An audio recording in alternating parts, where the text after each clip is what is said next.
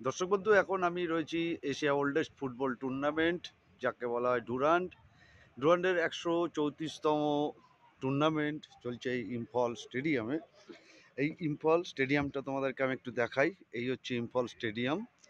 খুব সুন্দর একটি গ্রাউন্ড।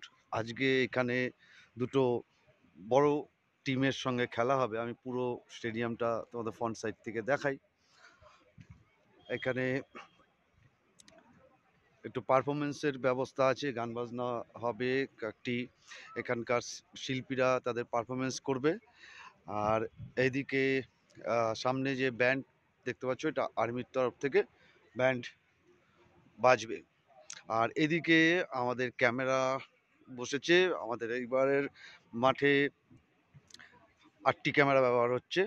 8টি ক্যামেরার মধ্যে এখানে দুটো রয়েছে, একটা এখানটায় বৃষ্টির জন্য কভার করে রাখা হয়েছে।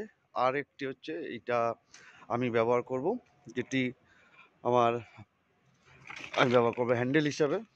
মানে এটি আমার কাঁধে থাকবে এবং হাতে ব্যবহার করব। এই হচ্ছে ডুরান্ড স্টেডিয়াম। আবার একটা